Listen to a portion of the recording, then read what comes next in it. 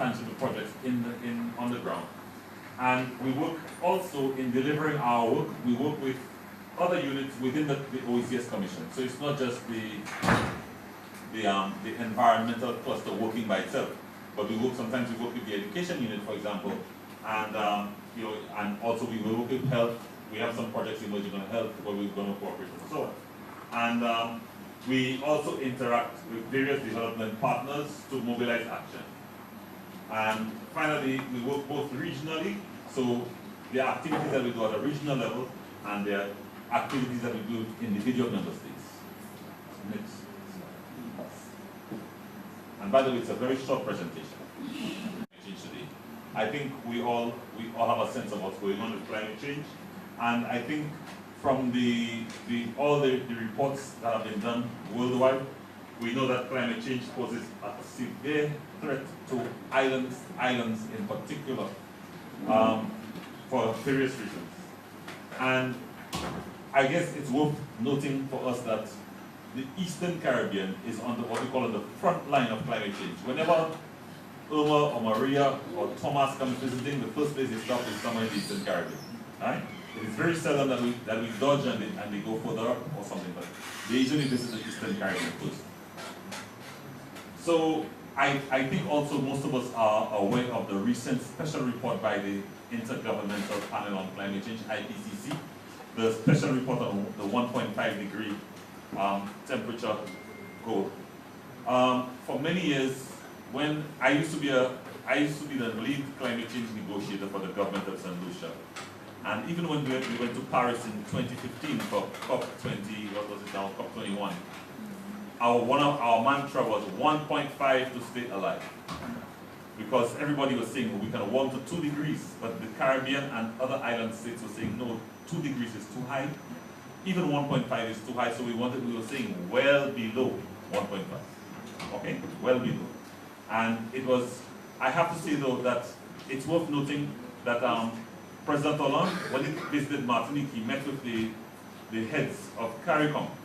And that conversation, I think, was very, very critical in ensuring that the 1.5 got into the Paris Agreement, because there was, I can assure you, as a negotiator on the ground, there were people who said, somebody told me from a country I will not name, I still have to be a diplomat. He says to me, you're not going to get 1.5 this week, you're not going to get 1.5 next week, you're not going to get 1.5 next year, you're not ever going to get 1.5. And when we got the 1.5, he just looked at me, and he didn't say a word. He didn't speak to me until the following year. But we're still good friends. Anyway, but what we know from the 1.5 report is that small islands, including ours, are already experiencing the effects. And we started seeing the impacts of climate change, way back. In fact, I can go back to 2009, just as an example, when Casal came to St. Lucia for the St. Lucia Jazz Festival. And we have our jazz festival in May. And it's normally one of the driest months of the year. And it was raining cats and dogs, as we say. But I still enjoy Casal. They were in St. Lucia just late last year also. But so I think we also know that there's a significant difference between the 1.5 and 2 degrees. And according to the projections. And while limiting to 1.5 provides more adaptation opportunities, there is still potential for irreversible impacts at 1.5. And limits to adaptation and loss and damage for our islands will occur as temperatures continue to rise. And I think the final point I'd like to make there is that successfully managing climate risk in the Caribbean requires effective regional cooperation. Now, climate change features prominently in the St. George's Declaration. We have a declaration known as the St. George's Declaration of Principles for Environmental Sustainability that was first done in 2001 and it was revised in 2006. It basically lays out the guidelines for environmental management in the OECS, and it has a number of principles. And as I said, climate change features very highly there. The Commission has also been mandated by the Council of Ministers for Environmental Sustainability, known as COMS, to support climate change efforts of member states in various areas. And as I was indicating in our overall program, support on climate change is delivered at the regional, national, but even also at the local and community level. And the OECS works with a number of regional and international organizations to address climate change. So the UN organizations, the Caribbean Climate Change Center based in the Caribbean Community Climate Change Center based in Belize, with CARICOM. We work with, we've done some work with the Cuban INSMET, which is the research institute in Cuba. We also work with UE and so on, depending on what is required. So, just to give some current climate change initiatives or activities that are going on, and that's just some of them. My work program is very busy. We're working on the development of a regional gender-sensitive climate change adaptation strategy, or through the Adapt Action project, which is being funded through AFD, Adjustment for Development. Similarly, under that, we are doing a scoping study for regional forecast-based early actions in the OECS. We are, again, we are also doing capacity building on mainstreaming ecosystem-based adaptation. In other words, how do we use our ecosystems, our mangroves, our reefs, and so on, instead of going, for hard physical measures, how do we use our ecosystems to assist, to work in adaptation. And under some of our projects, like the European Union Global Climate Change Alliance project, EUGCCA, we are working on national and regional policy and as well as physical projects, which are focused on sustainable land management. That project is being implemented through a sustainable land management lens. And another initiative that we're working on right now is something known as the NDC Finance Initiative. I think those of you who will be familiar with the Paris Agreement know that under the Paris Agreement, all parties to the agreement have to implement or had to put out something known as a nationally determined contribution. In other words, what are you going to do to help with climate change? And then it's, so everybody has targets and so on.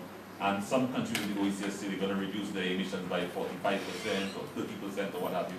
And they're going to take on different adaptation targets.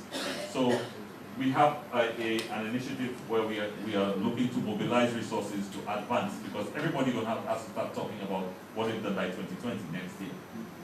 And we also have community level interventions to build resilience. For example, in some communities, we help with mangrove restoration, with riverbank stabilization, small scale projects that funded through different sources. So so then what are the potential areas for cooperation or for further cooperation, with climate change in the OECS? And I just picked out a few. There's more, but one of them is research. I heard a question earlier about institutions, for example. Just by way of example, apart from the fact that we are members of the University of the West Indies, but we also have St. George's University in Grenada, which grew from a medical college, and they now do a lot of research in a number of areas. I think they have 6,000 plus a campus with 6,000 students right now. We have the Open Campus in St. Lucia. We have we have other medical schools across the region and so on. There's tremendous potential for research, and research is important. I'll tell you why. The reports I spoke about, the International Panel on Climate Change, when they work on the assessment reports, they don't write the research, they actually review the research. And the more research you have from a region, the better your interests are represented. And if one of the things that they've always said is that our island regions are not well represented with the research. So you don't get projections and so on which speak to the risks for your region and for the adaptation options. So I think there's tremendous potential. I know the University of the West Indies has started doing that. And they worked with the Cuban Meteorological Institute, INSMET. And there's no reason why UK, for example, our universities that cannot be part of that process. Okay, because there's research going on. I'm sure there's good research going on in those areas. And it doesn't have to be just a pure hard scientific research. It can also be in terms of the social aspects. What are the impacts on populations, etc. Okay, the impact on agriculture, health, and so on. I think there's tremendous potential for that and for collaboration. Okay.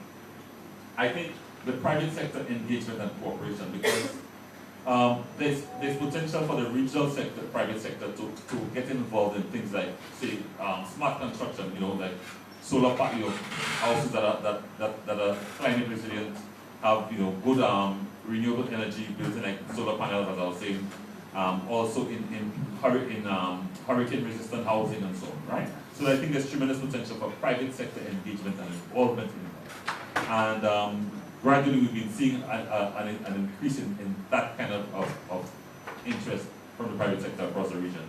And I think it's fair to say that the private sector in Martinique, Guadeloupe, there's a pretty good track record of innovation, bringing new ideas to the table. And I think as a collective, I think if we are spreading and diffusing those ideas, I think it creates opportunities for enterprise and investment. Sharing of best practice, what has worked well, what has not. Okay, what has, for example, as Dominica is trying to rebuild from Hurricane Maria, the impacts of Hurricane Maria, and Antigua, well, Barbados, from Cuba, and the British Virgin Islands. What is it that has worked, that has probably done something that has worked in Dominica, that could work in Dominica and vice versa? Public education and awareness, I think, is another critical area. And I think there's also scope for joint implementation partnerships both at the national and the community level, of course, as well as at the regional level. So, oh yes, and of course, capacity building, I skipped that by mistake. Again, our institutions, our universities, our, even the exchanges that Karen spoke about in terms of, between institutions. Okay, I think there's tremendous scope for that. There's internships, there's all kinds of things. Workshops, sensitization, training, and so on. I think all of these are possibilities. And I think down the road, especially noting the challenges that between our different, legal and other systems, I still think that there's opportunity down the road for joint, policy and so on, in terms of moving things forward on climate change. So, trust me, I can speak all day about climate change, but I'll stop here. And I'll say merci beaucoup. Thank you.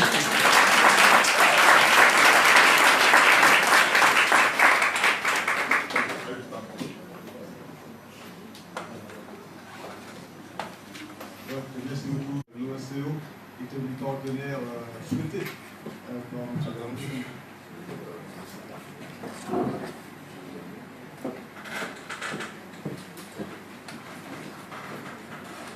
Bonjour à tous. Donc je préfère mettre des mots pour moi. Alors je suis Narcisse Aïbo, donc professeur de physique à l'université, donc au laboratoire de recherche en géosciences et énergie. Mais j'ai aussi une casquette politique parce que je suis vice-président chargé de la valorisation scientifique à l'université. Donc si bien que je vais essayer de prêcher un peu pour la paroisse, pour essayer de vendre un peu l'université, parce qu'elle a effectivement un rôle à jouer au sein de l'OECS, donc à travers les formations qu'elle propose. Donc l'université aujourd'hui est riche de 17 formations innovantes, donc qui sont tous en accord avec les problèmes du territoire. Donc dans le domaine des arts, je ne vais pas tous les citer, mais en fait, il y a vraiment un adossement en termes de formation à proposer dans la coopération au sein de l'OECS. Également aussi, nous avons des équipes de recherche qui sont très dynamiques. Nous avons 25 équipes de recherche très dynamiques qui, dans nos activités, sont en lien étroit avec les besoins du territoire, dans les 3 axes de recherche qui sont là. Et nous avons aussi donc vraiment des choses à proposer, donc rendez-vous donné de recevoir avec l'OECS. Donc toutes ces activités de recherche répondent aux enjeux socio-économiques dans les différents domaines, la climatologie, le volcanisme, les écosystèmes, je ne vais pas toutes les citer. On a parlé de vaccine, j'ai oublié de rajouter la vaccine aussi. Donc je peux transparler un peu en anglais et en français pour que vous puissiez suivre. Donc l'un des principaux enjeux en termes socio-économiques, donc là je vais maintenant prendre ma casquette de chercheur dans le domaine des risques. Donc l'un des principaux enjeux socio-économiques au niveau de l'OECO, c'est la gestion des catastrophes naturelles. Parce que s'il y a une chose qu'on partage bien, c'est vraiment les catastrophes naturelles qui sont endémiques dans nos régions. Donc nous avons une saison cyclonique qui dure 6 mois dans l'année, du mois de juin jusqu'à fin novembre. Les précipitations, c'est toute l'année. Les tremblements de terre sont imprévisibles. Ces éléments, on a aussi le volcan, avec un volcan actif qui est le volcan de Montserrat. Les tsunamis qui ne sont pas des risques climatiques, mais donc les effets climatiques amplifient leur effet, etc. Et donc, il est donc important. Donc, voilà, juste quelques repères en termes de catastrophes naturelles. Bon, nous avons connu une saison cyclonique exceptionnelle en 2017. On a eu 3 cyclones de catégorie 4 et 5 qui ont traversé nos territoires. Donc vous avez ici donc quelques repères depuis 95, 99, 2004, etc. où la plupart des régions de l'OECE ont été impactées, lourdement impactées donc, par ces catastrophes naturelles. Mais parmi tout ce que je viens de citer, la plupart, on va dire, sont directement liées aux conditions climatiques. La plupart des catastrophes que j'ai citées là, il y a bien évidemment les volcans qui ne sont pas des risques climatiques, les séismes qui ne sont pas des risques climatiques, mais la plupart sont directement liés donc, aux risques climatiques, donc les tempêtes, les cyclones, les précipitations, l'érosion, etc. Tout ça, ce sont des risques climatiques. Maintenant, on sait que le changement climatique il est irrévocable.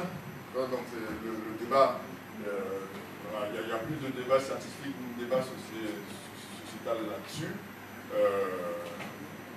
On sait dorénavant que les hausses de température au niveau mondial vont avoir un impact sur la fréquence des cyclones, sur l'intensification des cyclones, etc. Et sur les inondations également, les précipitations également. On sait également aussi que la hausse du niveau de la mer va forcément changer le forçage de submersion sur le littoral, avoir un impact donc, sur les ouvrages qui sont mis en zone littorale. Si bien qu'on est obligé aujourd'hui de repenser notre approche de la gestion des risques, pour tenir compte justement des effets climatiques. La question c'est quelle politique mettre en œuvre, y compris sur le plan scientifique, donc pour anticiper et contenir donc, les conséquences du changement climatique pour renforcer notre résilience, donc le mot le plus important, c'est la résilience des populations et des territoires face au changement climatique. Alors, on va essayer donc d'aborder la chose sous l'angle de la production de la connaissance. Voilà, c'est vraiment, j'ai axé mon intervention sous l'axe de la production de la connaissance.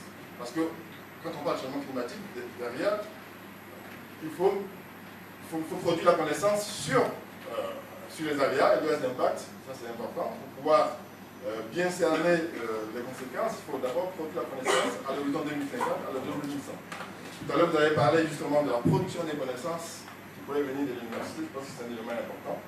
Et donc, une fois qu'on a produit la connaissance sur ces éléments-là, on peut donc effectuer une évaluation fine des impacts physiques des aléas donc sur le littoral. Mettre en relation les éléments qu'on va modéliser voilà, avec les enjeux dans le contexte du changement climatique et derrière proposer des solutions d'adaptation au changement climatique. Question, comment produire cette connaissance sur le changement climatique dans nos territoires? La question est là, comment la produire dans nos territoires? Nous avons eu donc en 2016, donc je vais vous parler d'un projet qu'on a démarré en 2016 qui s'intitule Changement climatique et les conséquences des Antilles françaises. C'est un projet POPDR Guadeloupe, financé à hauteur de 2 millions d'euros, donc qui réunit un peu toutes les composantes du changement climatique. Donc un consortium composé du BRGM, composé de Météo France, composé de l'Université de Montpellier 3, ce sont des géographes, des sociologues, etc., et de l'Université des Antilles. Donc chacun essaie d'avoir une connaissance dans le changement climatique. Vous savez, le changement climatique, c'est une science très vaste. Quand on parle de climatologue, c'est un thème relativement nouveau, mais bon, climatologue, ça veut tout dire et rien dire en même temps. C'est que dans ce domaine-là, il y a de la chimie, il y a de la biologie, il y a de la géologie, il y a des mathématiques. Donc il faut donc réunir toutes les compétences faut vraiment un consortium pluridisciplinaire pour pouvoir répondre aux enjeux sociaux. Donc, hypothèse raisonnable, quel va être l'impact du réchauffement climatique sur l'intensification des cyclones et sur la fréquence des cyclones. On a besoin de cette réponse-là parce que les politiques mettent du pied dedans, mais scientifiquement, souvent, il faut être prudent. Donc, c'est la raison pour laquelle Météo France s'est engagé sur ce sujet-là pour apporter une réponse scientifique sur l'impact du réchauffement climatique sur l'intensification de la fréquence sur les anomalies cycloniques. Le BRGM, dans ce projet, quand on parle de hausse du niveau de la mer, comment caractériser avec précision la hausse du niveau de la mer en Guadeloupe et dans les Antilles. Donc ce sont des enjeux scientifiques qui sont vachement importants parce que quand vous regardez la carte mondiale de modélisation climatique, nous n'existons pas dans ce schéma. Vous voyez une carte, une espèce d'ellipse, etc. Mais la taille des résolutions de ces modèles-là, elle est supérieure à la dimension de nos territoires. Donc, si bien que nous n'existons pas dans ce territoire. Et donc, l'enjeu, c'était vraiment de reproduire cette modélisation climatique et faire une descente d'échelle à l'échelle de la Guadeloupe et à l'échelle de la Martinique. C'était le gros enjeu dans ce domaine-là. On a commencé ce travail-là avec nos partenaires en 2016 pour pouvoir rendre visibles nos territoires dans ce modèle-là, de façon à pouvoir, si on veut se projeter à l'horizon 2100, il faut déjà reproduire l'historique des aléas dans ce modèle. Donc c'est ce qui a été fait par Météo France à Toulouse. Voilà. Donc pendant plusieurs mois, plusieurs années même, je dirais, ils ont fait cette descente d'échelle-là sur nos territoires, ici. Voilà. Dans une perspective du changement climatique la plus défavorable, bien évidemment, l'IPCC principe. Et donc ici, après plusieurs tests, on a pu donc reconstituer l'historique de tous les cyclones de la Guadeloupe. Donc si vous avez un exemple, pouvoir reproduire, parce qu'avant de se projeter, il faut déjà produire historiquement ce qui a été fait. Donc c'est ce que Météo France donc, a réussi à faire dans ce projet. Là-dessus, le BRGM, avec ses partenaires nationaux, ont fait des mesures satellitaires, donc pour pouvoir caractériser donc, avec les différentes hypothèses du GIEC, quelle va être la moyenne raisonnable de montée des eaux dans nos territoires. Donc on arrive à quelque chose qui est l'ordre en projection à l'horizon 2100, qui est l'ordre de au minimum 80 cm, voire plus. De montée des eaux donc à l'horizon 2000. Donc avec ici, vous avez ici toutes les différentes composantes. Donc ce sont des mesures qui tiennent compte à la fois de l'effet du système solaire, de l'effet des glaciations, etc. Donc c'est quelque chose de très complexe. Et donc derrière ça, une fois que Météo France nous a fourni ses résultats, le BHM nous a fourni ses résultats, nous, à l'université, donc au laboratoire large, on essaie donc de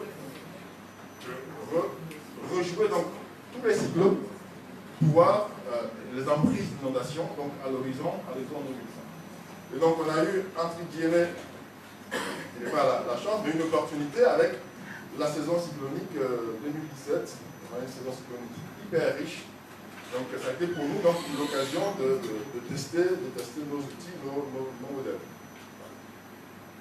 Donc on a pu, à l'approche des cyclones, implémenter, mettre des instruments dans le baie de Sainte-Anne, comme le pilote d'ailleurs du projet, de façon à pouvoir comparer nos modélisations aux observations qui ont été faites.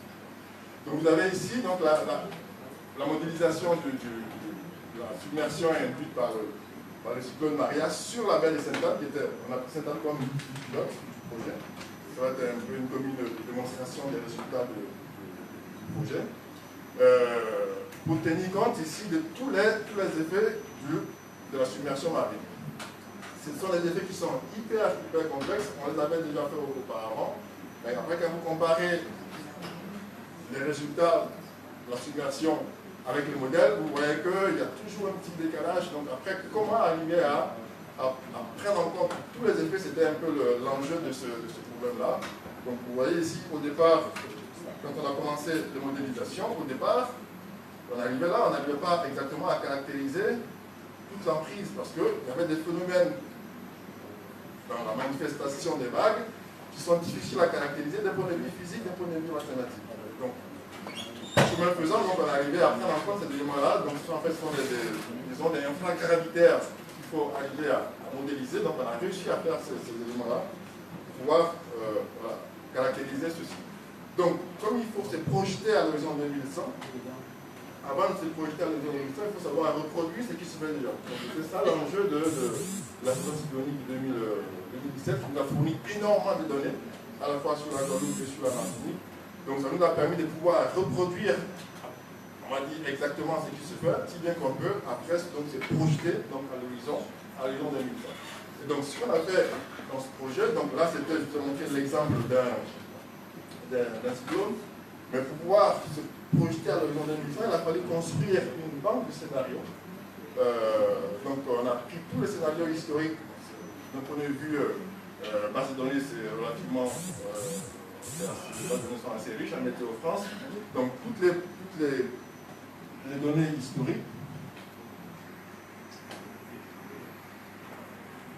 Et vous prenez toutes les données historiques, ça vous fait quelques centaines de données, mais derrière, vous rajoutez des données potentielles. Donc vous avez des bases de données qui sont conçues par les Américains, vous allez les chercher, ça vous fait après des milliers de scénarios que vous triez bien évidemment pour pouvoir voir ce qui est plus crédible dedans, ça vous fait des milliers de scénarios. Donc on a joué tous les scénarios sur la Guadeloupe et à chaque scénario qu'on jouait, donc on récoltait donc la réponse en termes de simulation marine. Donc ça a été un travail très très long avec des calculs qui ont duré presque 2 ans. Donc nous sommes presque à la fin de ce projet, quasiment. Tous les calculs sont presque terminés. On va faire une première restitution de ce projet le 15 mars prochain avec nos partenaires avant de faire la restitution finale avec la région d'ailleurs de fond du projet au mois de décembre. Donc juste pour pouvoir déjà commencer à avoir les premiers résultats. Voilà. Donc vous avez ici, donc, à la suite donc, de tous ces scénarios, de ces centaines de scénarios qu'on a modélisés, donc on a pu donc produire ici. Donc vous avez ici l'état actuel des secoques centennales, c'est-à-dire ce qui peut se produire sur 100 ans. Donc ça c'est l'état actuel, et ça c'est ce à quoi il faut s'attendre donc à l'horizon 2100. Donc ça pour l'instant ce sont des données, voilà, on va dire, qui ne sont pas encore exploitables par les décideurs, etc. Derrière, je vous ai parlé de l'Université de Montpellier, donc il va récolter toutes ces données et après les traduire en indicateurs d'adaptation au changement climatique.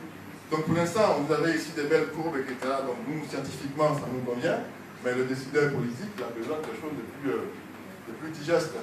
Donc c'est un peu le rôle de l'université. En plus, on est géographes, des sociologues, etc., des gens du terrain, donc qui vont récolter toutes nos données physiques, mathématiques, etc., et qui vont, eux, les convertir en indicateurs d'adaptation au changement climatique, avec donc des éléments qui sont plus exploitables pour les politiques. Voilà. Donc en termes de coopération, donc tout à l'heure on a longuement parlé du programme Interreg, voilà. C'est vraiment un outil de coopération caribéenne qu'il faut vraiment exploiter à fond. Moi j'ai longtemps travaillé, je suis aujourd'hui à mon 4e projet Interreg. Il y en a 3 qui ont marché, il y en a un qui est dans le tuyau. Donc c'est vraiment ces éléments sont importants. Dans le programme Interreg, vous avez côté français, vous avez les fonds FEDER, voilà. Mais on peut appliquer conjointement avec les gens de l'OCDE qui, eux, vont appliquer sur le fonds FEDER. C'est ça. Voilà. Et donc voilà. Donc aujourd'hui, voilà, moi je viens, on a un projet qui s'appelle Arc-en-Ciel. Je suis avec le professeur Renaud, porteur de ce projet qui est quasiment bouclé. Il est quasiment bouclé, et dans la construction du projet, on a essayé d'aller chercher l'OSCO pour pouvoir aller sur ce projet. Il est encore, vous êtes invité dans ce projet. Il est sur le point il est quasiment bouclé, il va passer en commission au mois de mars. Et on nous attend donc pour pouvoir coopérer donc, sur ce projet, donc pour faire donc, du renforcement de la résilience face aux risques climatiques atlantiques. Et voilà, donc on attend impatiemment donc, que vous veniez dans ce projet. Tout est quasiment bouclé en termes de construction scientifique du projet. Donc après, il n'y a plus que de la volonté pour pouvoir intégrer tout ce projet. Donc voilà donc ce que je peux dire donc, sur le changement climatique dans la région. Merci. Merci beaucoup.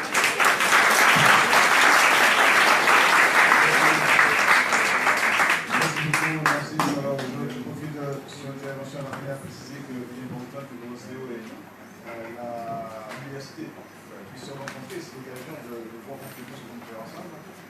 Je conclue le message pour saluer la présence de M. le Protapitre, M. Bandou, qui est dans la coopération également, parce que c'est une coopération universitaire. Merci, M. le maire. Donc, on va passer au débat. S'il y a des questions, des remarques concernant la coopération sur ces questions. Il y a plusieurs questions. Peut-être.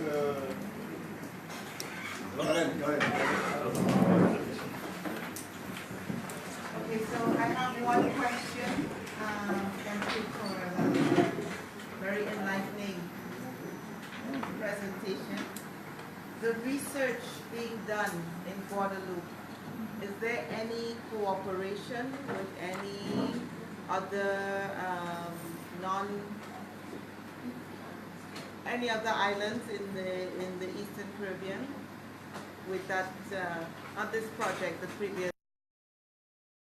On prend plusieurs questions. Donc, première question sur les autres îles. Derrière. Oui. Alors moi, en ce qui me concerne, oui. Monsieur Balthus je suis chargé d'enseignement à l'université, citoyen simple comme tout le monde. Et alors, ce que je vais dire, c'est que concernant le changement climatique, je suis ça de très près. J'ai déjà assisté à des débats, et puis, que ce soit à la télévision, mais tout ce que je veux dire, c'est que la Terre va être et c'est comme ça qu'on va arriver à la fin du monde. Ça, c'est ma thèse. Oui. Ça, non, oui, c'est... Donc, à la fin, c'est que quelle avancée vraiment que vous qui êtes, c'est votre spécialité, quelle avancée il y a vraiment de majeur pour lutter contre ce changement climatique et le réchauffement. Ok, est-ce qu'il y a une madame? Entre ce qui est la CC et le changement climatique et d'accord qui s'installe. Merci. Bien, alors, on passe la parole. Vous allez partager des réponses. Alors, évidemment, les questions sont assez alléchantes. Alors, ce qu'il faut savoir, c'est que nous sommes des petits territoires caribéens. Notre contribution carbone, elle est quasiment insignifiante par rapport aux pays européens. Et par contre, les conséquences, la coopération Interreg sur le plan scientifique, notre premier partenaire, c'était Porto Rico, voilà, avec qui nous avons mis en place les outils de modélisation. Parce que Porto Rico étant adossé au financement américain, c'est un pays très avancé en termes de recherche sur les questions de modélisation, de tsunamis, de modélisation des systèmes, etc. Donc nous avons démarré notre coopération avec Porto Rico pendant plusieurs années, elle continue encore d'ailleurs. Après, nous avons travaillé aussi avec Haïti sur le plan de la formation, beaucoup sur le plan de la formation. Nos laboratoires aujourd'hui regorgent dans mon laboratoire, on a au moins 5 étudiants haïtiens qui sont en thèse.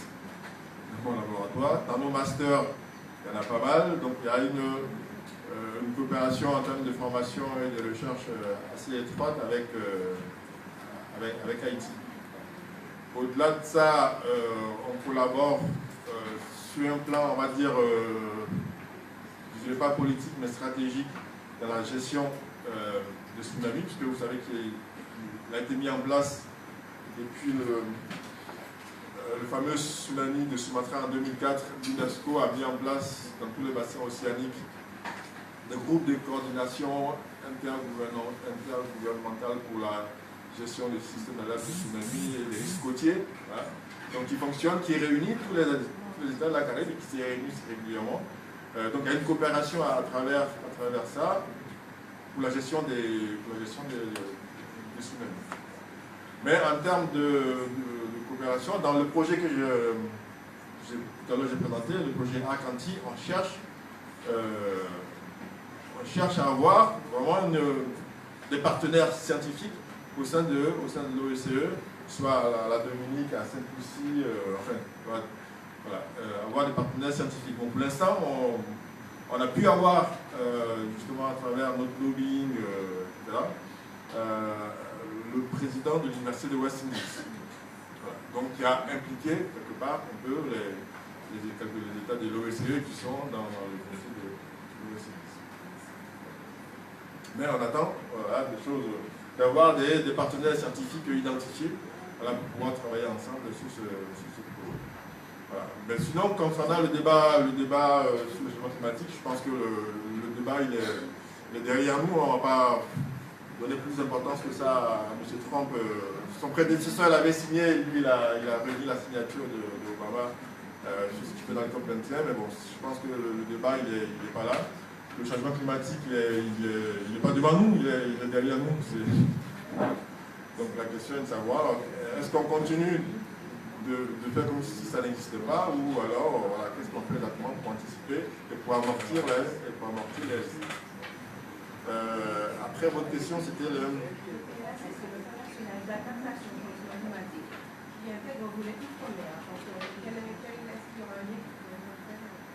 Pour l'instant, il n'y a pas vraiment de lien identifié avec ce qu'on fait. À l'université, il y a ce projet fédéral structurel, on a un autre projet H2020 qui s'appelle Social Impact, qui a pour but de caractériser l'impact du changement climatique sur l'économie bleue. Pour l'instant, ce sont des projets qui sont initiés vraiment à travers notre réseau de recherche. Et pour cela, on a identifié le secteur du tourisme en Guadeloupe. Et donc on essaie de voir quel va être l'impact du changement climatique sur le secteur touristique. Donc c'est un projet qui a démarré en 2018 et qui finit en 2021, je crois. Donc il y a des initiatives qui sont prises, je ne dirais pas de façon isolée, mais bon, voilà, c'est dans notre réseau de recherche.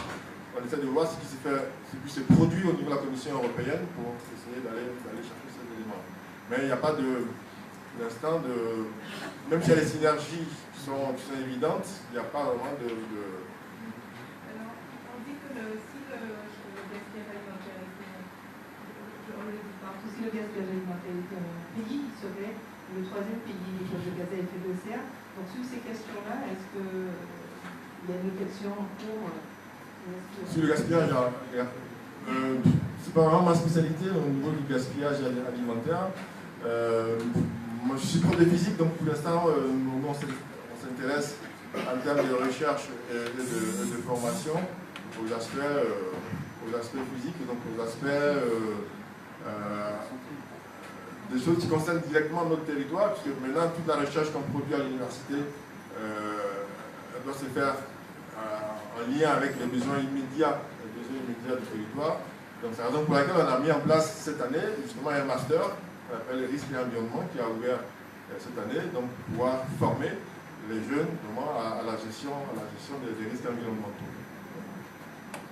Une dernière série de questions, donc monsieur, madame Couvert, madame. Bonjour, merci. J'ai adoré la présentation, je pense qu'il y a besoin de faire ce focus, cette petite maille en effet sur nous parce qu'on ne peut pas s'étudier. Par contre, sur la part de pollution en Guadeloupe, je pense qu'en hexagone hexagonal consomme entre 2 et 3 planètes par an, le Guadeloupéen c'est 5. Donc en fait, je ne suis pas d'accord avec ça. Il y a beaucoup de gens qui pensent qu'on ne pollue pas beaucoup, mais en fait c'est une pollution qui est décentralisée parce qu'on importe beaucoup, on est très dépendant. Donc c'est là où ça ouvre des sujets qui sont très intéressants sur la question de l'économie circulaire, de l'économie bleue de Hunter-Paoli. On n'arrivera pas à développer juste en Guadeloupe, parce que je pense qu'on n'a pas toutes les ressources, mais là la Caraïbe c'est un terrain de jeu, un terrain d'avenir qui est absolument extraordinaire. Donc ça je pense que ça nous force, parce qu'on peut faire plein d'études. Je pense qu'aujourd'hui, on a déjà beaucoup d'études pour nous dire qu'on va à la catastrophe. Moi, je suis un collapsologue, et deux types de collapsologues, il y a ceux qui n'y croient plus et qui disent ça va se casser, on verra plus tard. Et ces gens-là, ils disent que le modèle il se reconstruirait sur l'approche de quartier, parce qu'on est sur des systèmes trop complexes. Moi, je suis plutôt du genre, est-ce qu'aujourd'hui, on ne pourrait pas développer redévelopper les approches quartier pour travailler sur tous les secteurs, l'agriculture, la prévention et gestion des risques, parce que en stratégie de réponse aux urgences, on parle du premier répondant. Tout le monde pense que l'État va venir, mais pendant 48 heures, 72 heures après une catastrophe, il n'y a personne, on est tout seul, c'est comme ça. Et donc, voilà, l'approche quartier, ça c'est intéressant. Donc moi, j'ai hâte de voir aussi la stratégie qu'il y a, que vous allez développer au niveau caribéen, parce que je suis persuadé que c'est la mienne. Merci. Madame Fleur, représente le rectorat d'Atlantique, le rectorat des fonctionnaires pour ça. Et je signale qu'elle porte un projet très important sur la mobilité étudiante, l'élimination climatique et l'élimination linguistique dans la Caraïbe, donc en matière de coopération. Madame Fleur. Oui, bonjour, merci beaucoup. Justement, je souhaiterais indiquer qu'il y a ce projet Interreg, Élan, qui vise justement à cette construction d'échanges en matière de recherche, une création d'une communauté universitaire, non seulement aux Antilles françaises, mais également élargie à d'autres pays. Et également encourager la mobilité étudiante, la mobilité des universitaires, ça c'est pour le niveau supérieur, et aussi bien sûr d'autres aspects qui sont tout ce qui est pour l'académie, et ça dont on parlera dans la partie éducation. C'était simplement pour dire que la préoccupation justement d'un soutien à une recherche commune au sein de la région, mieux créer des synergies entre les centres universitaires par exemple, c'est justement ça. Et les personnes qui avaient justement encore des interrogations sur l'intérêt d'une adhésion à ce type d'organisation régionale, je pense que là on a vraiment un très bel exemple au plan scientifique et au plan global économique. C'est-à-dire que finalement c'est mutualiser nos forces face à des enjeux qui sont vraiment communs, qui sont partagés. Donc voilà, je voulais juste indiquer qu'il y a un projet qui va dans ce sens également.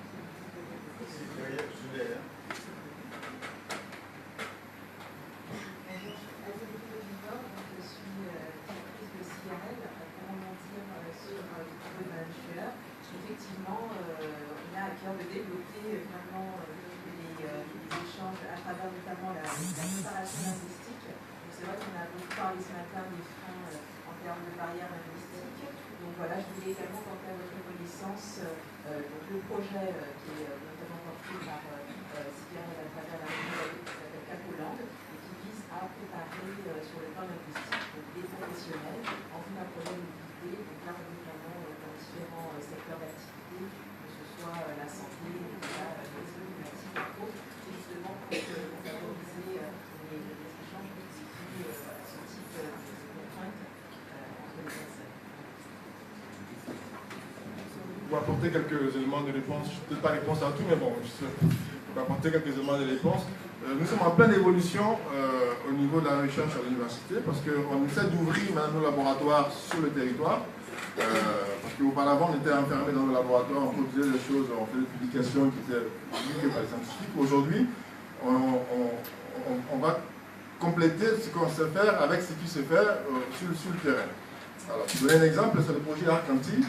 Dans ce projet, justement, il est question d'aborder la question, de mettre en avant la question de la gestion du risque. Nous, on a parlé de la connaissance, mais la gestion du risque, c'est un volet qui est très important, parce que dans ce projet Arc-Antilles, la gestion du risque va être confiée, par exemple, à Guadeloupe première. Parce que sur ces questions-là, ils ont développé déjà des expertises. Il y a la connaissance du risque transmise de génération en génération, transmise par la mémoire, etc. Et à la connaissance du risque des experts. Et il est important de pouvoir confronter, de faire dialoguer ces différentes cultures du risque. C'est très important et c'est des choses que nous on ne sait pas faire. Donc nous sommes ouverts par exemple à des spécialistes de la gestion du risque pour pouvoir faire ça.